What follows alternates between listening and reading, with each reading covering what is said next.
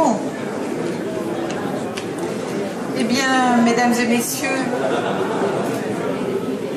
bienvenue à cet après-midi, cette dernière après-midi, mais elle sera riche, de la Foire du Livre Belge 2015, notre 13e édition.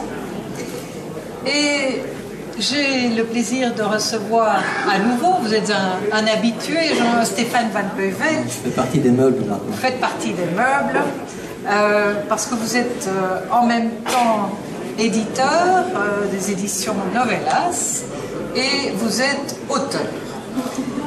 Stéphane Van Peuvelt, ou faut-il vous appeler maintenant Esteban, uniquement pour ce livre-là. Uniquement pour ce livre-là. Vous sortez un livre tout à fait d'actualité, qui est un petit livre, mais qui nous plonge dans le monde d'Internet. Et vous avez créé une nouvelle collection dans votre édition, One Day Times, qui a pour objet de traiter les problématiques du moment. Alors, il est clair que Internet est une problématique du moment. Ce n'est pas seulement une technologie, c'est aussi devenu, évidemment, une facilité extraordinaire dans bien des domaines.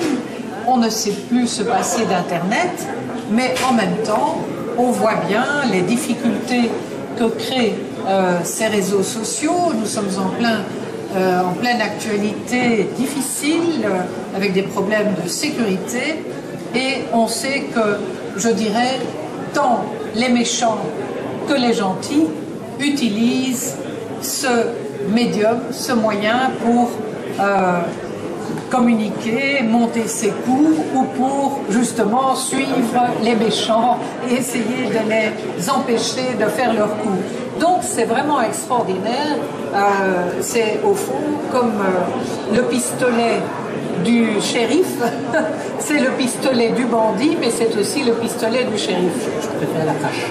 Vous préférez la hache? Ah oui. C'est plus sanglant. Ah oui, oh là. Mais moi, le bûcheron nous aide à construire nos maisons en bois, et le terroriste, l'assassin, oui. Enfin, le voilà. gros aussi a une hache. Je trouve que c'est assez barbare. Revenons à Internet. Vous sortez donc dans votre maison Novellas un compte d'Internet, compte COMPTE. Et qu'avez-vous voulu faire avec ce livre? En fait, c'est surtout et avant tout rendre un hommage, un remerciement à toute une génération d'internautes qui sont comme moi, on va dire, de la première génération. C'est-à-dire il y a quasi 20 ans, une époque où l'ADSL n'existait pas, où on devait se connecter via la ligne téléphonique. On parlait d'un modem 28.8, donc c'est la vitesse. Vous imaginez, maintenant on fait du 100 mégasecondes, alors qu'à l'époque c'était 1 KO seconde. Il fallait, si on voulait télécharger un film ou quelque chose, ou une chanson, il fallait un jour. On mettait en route le matin, on avait son film le soir. Aujourd'hui il faut 5 secondes. Mais donc il y a une grande partie où Esteban en tout cas a pris racine dans le chat. J'ai été un grand chatteur, j'ai visité toute la Belgique et parfois même le monde grâce à Internet. Et les gens de cette génération, c'est d'ailleurs pour ça que c'est un livre à la fois papier et numérique. Une bonne partie se sont expatriés au Québec. Ce sont des gens qui chattaient et ont rencontré leur âme sœur au Québec. Ils se sont installés là-bas. Et comment expliquez-vous ce phénomène? Parce que ça peut être dans l'autre sens aussi, ou dans d'autres... Pas forcément, mais il faut revenir dans un contexte. Il y a 15 ans, déjà la DSL n'existait pas. Ça veut dire que ceux qui avaient Internet, c'était des gens qui travaillaient dans le domaine ou qui avaient besoin déjà d'un ordinateur, qui étaient connectés parce qu'ils devaient envoyer des fichiers. Le chat était quand même quelque chose de privilégié. Il fallait... Alors, pour ceux qui ne connaissent pas, le chat, ça veut dire quoi? Alors, pour ceux qui ne connaissent pas, le chat, c'est un espace où les gens vont discuter en instantané. Le système qui existe déjà depuis des années, c'est c'est comme le téléphone, mais par écrit. Mais par écrit. Et avec une image. Avec le texte qui se réactualise. Donc soit automatiquement. Et il y a le système IRC qui est donc un système de chat automatique avec des mini-scripts où on peut envoyer des images. On pouvait même envoyer du son à l'époque.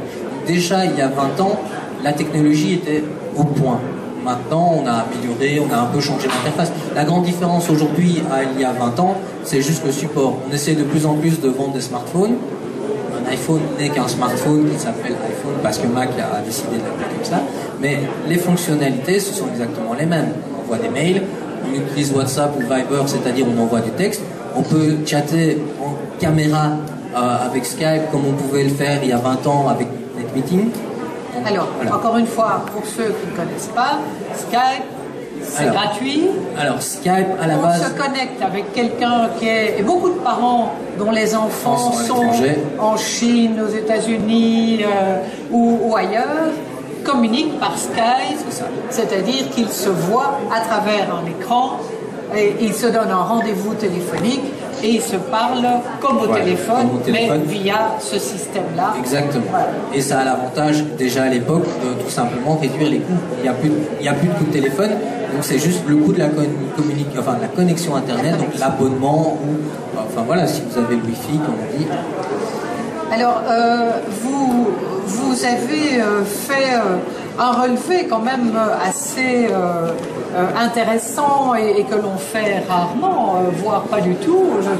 Moi, je n'ai pas encore vu. Mais vous parlez de toute cette variété de systèmes, technologies qui existent. Alors, vous dites, voilà quelques mots-clés. Alors, vous accrochez.